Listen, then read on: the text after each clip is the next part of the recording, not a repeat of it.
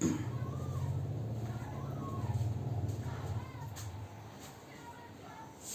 बच्चों, कैसे हैं आप लोग। देखिए, ये जो है केमिस्ट्री का दूसरा वीडियो है, दूसरा लेक्चर है। पहले लेक्चर में हम लोगों ने ठोस के बारे में बात की थी और उनके वर्गीकरण के बारे में बात की थी कि किस प्रकार से बांटा गया है। ठोसों को जो हमने दो भागों में बांटा था, एक कणों की व्यवस्था के आधार पर बांटा गया था और दूसरा जो है घटक इकाइयों एवं अंतराकणीय बलों के आधार पर बांटा गया था। कणों की व्यवस्था के आधार पर ठोस को दो भागों में बांटा गया था, क्रिस्टलीय ठोस में और अक्रिस्टलीय ठोस में। क्रिस्टलीय ठोस किसे कहा जाता है इसके बारे में हमने बताया था और अक्रिस्टलीय ठोस किसे कहा जाता है इसके बारे में भी बताया गया था और लिखाया भी गया था। आप लोगों को जो हमने बोल दिया था, अगर आप लोग ना लिखे हों तो उसको जो है पॉज करके जो है वीडियो, पिछला वीडियो उसको जो है लिख लीजिएगा। इसमें हमने जो है कुछ एग्जाम्पल भी बताए थे। इस एग्जाम्पल में जैसे NaCl, NaBr, KBr, KCl, ठीक है, ZnCl2, ZnBr2, ZnS, FeCl3, FeCl2, बहुत सारे एग्जाम्पल जो है इसमें आएंगे। ऐसे ही इसमें भी एग्जाम्पल बताए गए थे हमने, प्लास्टिक, रबर, कांच वगैरह जो है इसमें बताए थे। क्रिस्टलीय सॉलिड में कुछ बातें और जो है प्रमुख होती हैं जो हमने पिछले वीडियो में नहीं बताई थी आपको। क्रिस्टलीय जो ठोस होते हैं, यानी जो क्रिस्टलीय ठोस होते हैं, उनके जो गलनांक होते हैं वो निश्चित होते हैं और जो अक्रिस्टलीय ठोस होते हैं उनके गलनांक जो है अनिश्चित होते हैं। अनिश्चित और निश्चित होने का मतलब क्या है?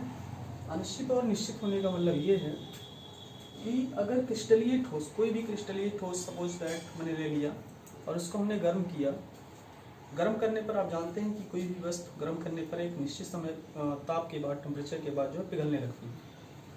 तो मान लीजिए अगर कोई क्या नाम है क्रिस्टलाइन सॉलिड है, उसका टेम्परेचर जो है 1500 डिग्री सेंटीग्रेड है, तो 1500 डिग्री सेंटीग्रेड बाद वो जो है लिक्विड फॉर्म में आ जाता है। तो ये लिक्विड फॉर्म में आ जाएगा, यानी 1500 डिग्री सेंटीग्रेड इसका जो है मेल्टिंग पॉइंट है। लेकिन इसको हम जब गर्म करेंगे अक्रिस्टलीय ठोस को, तो ये कुछ ही समय बाद जो है पिघलना शुरू कर देगा और पिघलते पिघलते जैसे जैसे हम टेम्परेचर बढ़ाते जाएंगे ये और पतला होता जाएगा और पतला होता जाएगा, ठीक है। यानी पिघलना तो बहुत पहले ही शुरू कर देगा, लेकिन जैसे जैसे टेम्परेचर हम बढ़ाते जाएंगे ये पतला होता जाएगा। मतलब ये कि पिघल ही रहा है ये, तो इसका मतलब ये हुआ कि इसका जो मेल्टिंग पॉइंट है वो अनिश्चित है। कोई निश्चित हम नहीं बता सकते कि ये वाला इसका मेल्टिंग पॉइंट है। लेकिन इसमें जो है हम चाहे इतना गर्म करें वो और पतला नहीं होना है, उसको एक समय बाद वो पिघलेगा, पिघलने के बाद फिर पतला नहीं होना है उससे। मतलब एक जो है इसका मेल्टिंग पॉइंट एक निश्चित होता है। दूसरी बात एक और है, क्रिस्टलीय जो ठोस होते हैं वो सदैव विषमदैशिक होते हैं। ये भी पॉइंट बहुत ही इंपॉर्टेंट पॉइंट है आपकी परीक्षा की दृष्टि से। ये ज़्यादातर बहुविकल्प में पूछा आता है कि जो क्रिस्टलीय ठोस होते हैं वो किस प्रकृति के होते हैं। तो जो क्रिस्टलीय ठोस होते हैं वो कैसे होते हैं? विषमदैशिक होते हैं, और जो अक्रिस्टलीय ठोस होते हैं वो समदैशिक होते हैं। विषमदैशिक का अर्थ क्या है भाई? विषमदैशिक का मतलब ये होता है, जैसे मान लीजिए कोई क्रिस्टलीय सॉलिड है, उसमें हम विभिन्न क्षेत्रों से, विभिन्न दिशाओं से अगर चुंबक का प्रवाह करते हैं, चुंबकीय क्षेत्र उत्पन्न करते हैं, तो इनकी प्रकृति बदल जाती है। लेकिन इसके केस में नहीं है ऐसा। इस पर जो है हम किसी भी दिशा से जो है विभिन्न बाह्य कारकों का प्रभाव डालेंगे तो इनकी जो नेचर है वो नहीं बदलते हैं, इनकी प्रकृति जो है नहीं बदलती है, अर्थात ये समदैशिक होते हैं और ये विषमदैशिक होते हैं। तो यहाँ तक बात हो गई थी हमारी। अब आज की वीडियो में हमें मेनली फोकस करना है इस पर। तो दूसरा पॉइंट क्या था? घटक इकाइयों एवं अंतराकणीय बलों के आधार पर जो हमें वर्गीकरण करना है ठोसों का। एक चीज़ और, आप लोग नोट्स अगर बना रहे होंगे तो पहले आप ठोस हेडिंग डालेंगे, फिर ठोस के बारे में जो कुछ बताया गया था पिछले वीडियो में उसको जो है पॉज करके सुनिए ध्यान से और उसको जो है लिख लीजिए।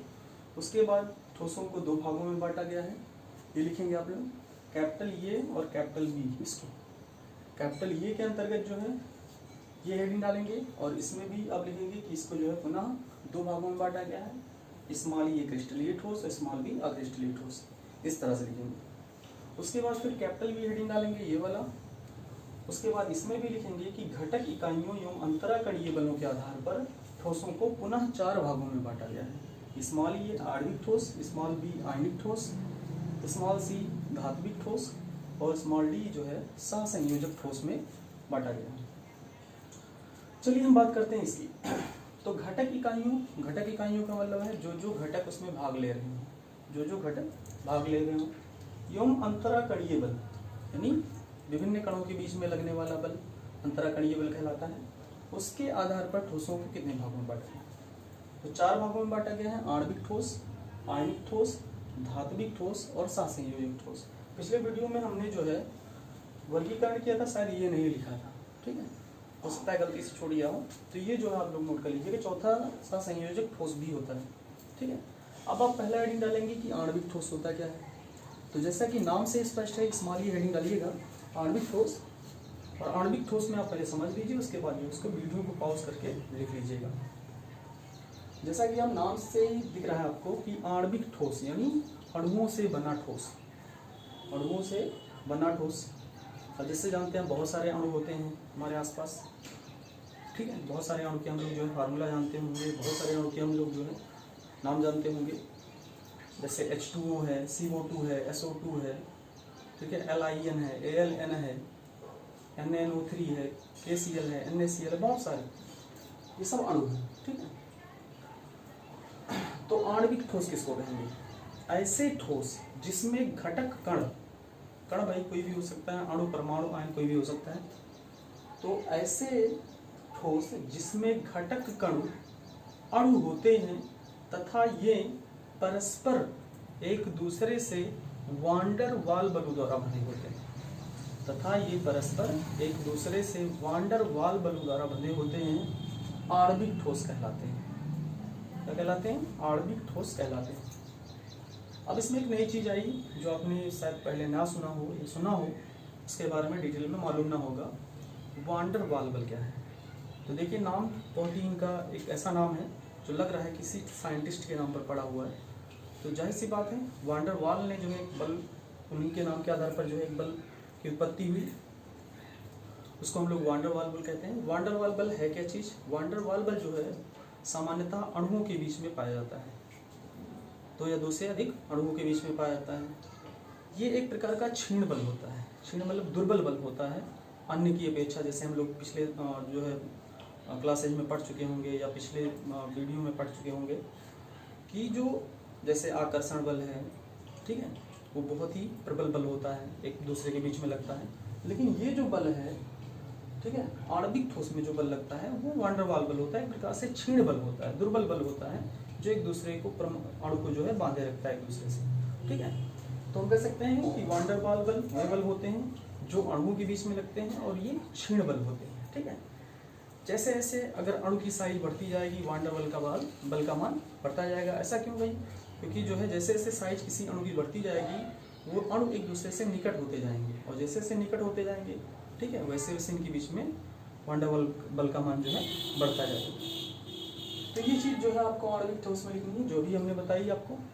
फिर उसके बाद लिखना है कि आणविक ठोसों को जो है पुनः 3 भागों में बांटा गया है। एक ध्रुवीय आणविक ठोस, एक जो है अध्रुवीय, और एक जो है हाइड्रोजन बंधित आणविक ठोस। अब पहला नंबर हेडिंग डाल लीजिएगा आप लोग जो है ध्रुवीय आणविक ठोस। ध्रुवीय आणविक ठोस किसे कहेंगे?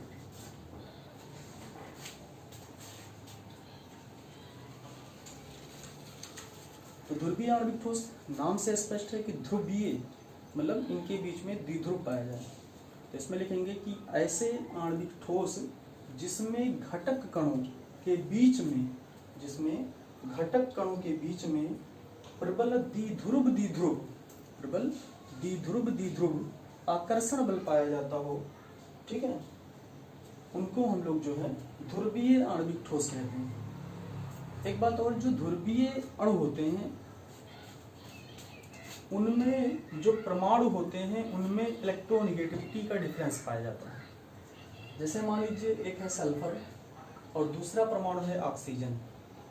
तो सल्फर की जो है इलेक्ट्रोनेगेटिविटी यानी विद्युत ऋणात्मकता ऑक्सीजन की अपेक्षा कम होती है। ये आप बात जानते होंगे, आपको कक्षा 11 में जो बताया गया होगा विद्युत ऋणात्मकता वाले खंड में, कि जो है किसी भी वर्ग में ऊपर से नीचे आने पर विद्युत ऋणात्मकता का मान घटता जाता है। तो जो ऑक्सीजन होता है वो 16वें वर्ग में उपस्थित होता है और सबसे ऊपर होता है, इस कारण जो है इसका विद्युल्लमकता ज़्यादा होती है, उसके नीचे सल्फर होता है, इसकी विद्युल्लमकता कम होती है। तो दो प्रकार के परमाणु हैं, एक एस है और एक वो है। तो दोनों जब एक दूसरे से जुड़ेंगे तो इनके बीच में थोड़ा सा द्विध्रुव उत्पन्न हो जाएगा, उसी को हम लोग बोलते हैं द्विध्रुव बल। ठीक है, क्या बोलते हैं? द्विध्रुव बल। तो जैसे इसके अंतर्गत एग्जाम्पल आएंगे, SO2 आएगा, एक बहुत ही अच्छा एग्जाम्पल और है HCl। क्या है? HCl यानी हाइड्रोजन क्लोराइड हो जाएगा, SO2 हो जाएगा। ठीक है,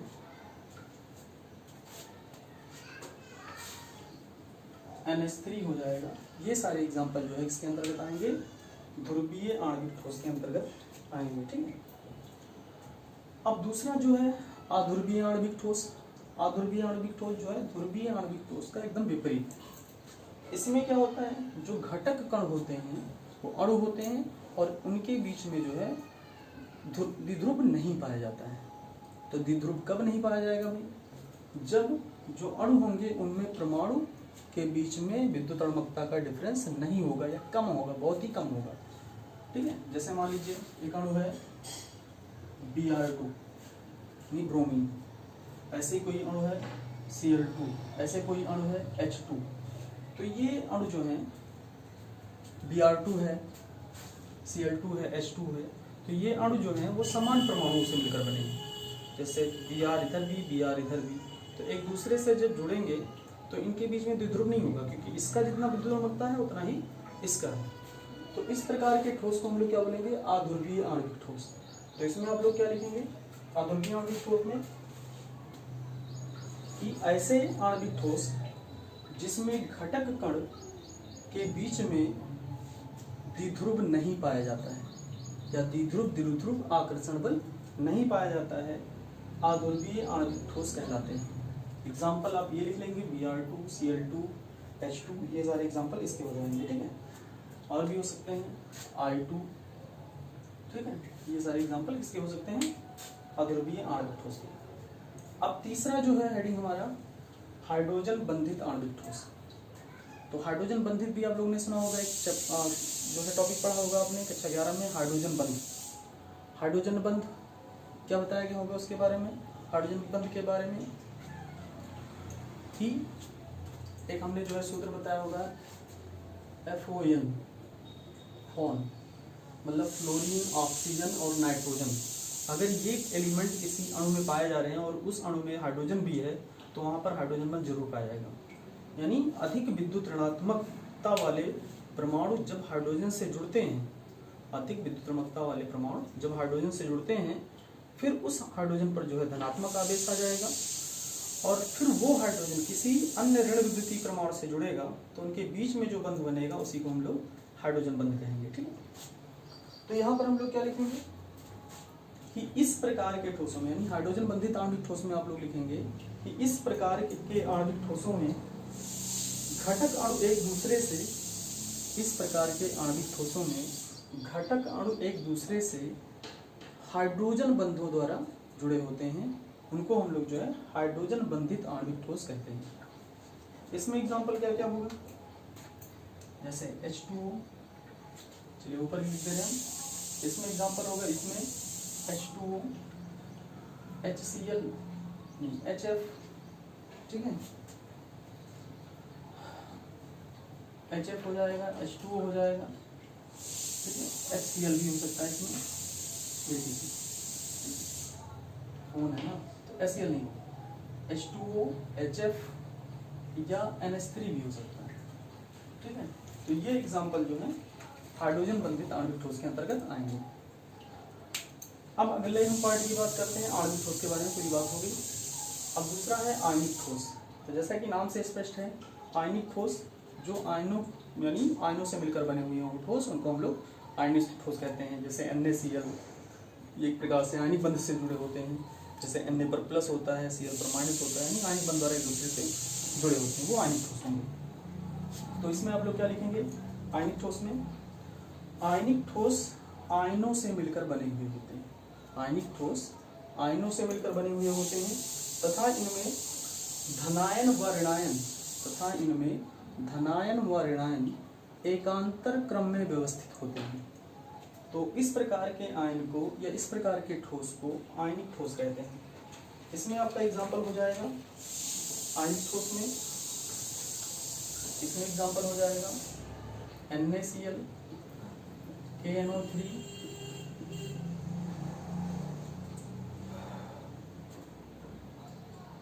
LiF आदि। तो ये सारी चीजें हो जाएंगी आयनिक ठोस के अंतर्गत आएंगी। अब तीसरा जो है धात्विक ठोस है। धात्विक ठोस जैसा कि नाम से स्पष्ट है, धातुओं से बना हुआ ठोस, या हम कह सकते हैं कि ऐसे ठोस जिनमें धात्विक बंध पाया जाता हो। तो जाहिर सी बात है धातुओं से मिलकर बना होगा। तो धातु आप लोग जानते ही हैं, S block, D block, F block के एलिमेंट धातु होते हैं। तो जितने भी धातु होंगे अगर ठोस के रूप में हैं तो वो धात्विक ठोस के अंतर्गत आएंगे। ठीक है, जैसे Fe है, Cu है, ठीक है, Zn है, ये सब धात्विक ठोस के अंतर्गत आएंगे। तो धात्विक ठोस में आप लोगों को क्या लिखना है? धात्विक ठोस में आप लोग लिखेंगे सामान्यतः धात्विक ठोस धातु के बने हुए होते हैं। सामान्यतः धात्विक ठोस धातु के बने हुए होते हैं तथा इनमें धातुओं के मध्य धात्विक बंध पाया जाता है। तथा इनमें धातुओं के मध्य धात्विक बंध पाया जाता है और एक धातु दूसरे धातु से जो है इलेक्ट्रॉनों के परिगमन से या इलेक्ट्रॉनों के जो है क्या नाम है स्थानांतरण से बनते हैं। ठीक है, तो इसमें एग्जांपल कौन कौन से हो जाएंगे? Fe, Cu, Zn, Al भी हो सकता है, एल्युमिनियम, ठीक है, etc। तो ये सारी चीजें जो है इसमें एग्जांपल में आएंगे धात्विक ठोस में। अब चौथा जो है हमारा हेडिंग पड़ेगा सहसंयोजक ठोस यानी कोवैलेंट ठोस। ठीक है, तो सहसंयोजक ठोस आप लोग हेडिंग डालिएगा। सहसंयोजक ठोस किसे कहेंगे?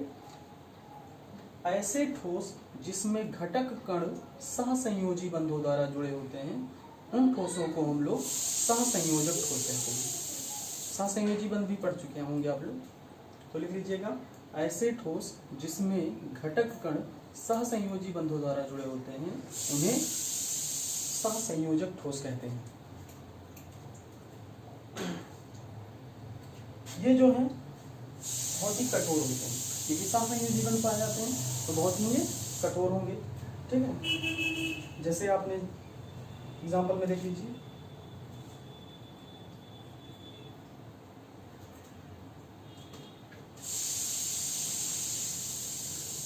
SiO2, ALN,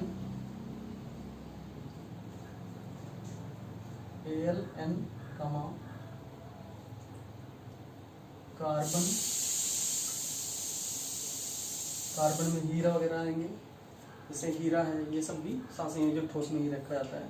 ग्रेफाइट है, हीरा है, तो ये सारी चीज़ें जो है इसमें आएंगी। सिलिका हुआ, एल्युमिनियम नाइट्रेट हुआ और कार्बन के अपर रूप यानी हीरा, ग्रेफाइट, ये सब इसके अंतर्गत आएंगे, सहसंयोजक ठोस के अंतर्गत आएंगे। तो इस वीडियो में जो भी आप लोगों को ना समझ में आया होगा वो हमें जो है कमेंट सेक्शन में बताइएगा कि क्या क्या चीज़ें नहीं समझ में आई, उसको हम दोबारा जो है आपको समझाने की कोशिश करेंगे। फिलहाल आज के लिए इतना ही, धन्यवाद।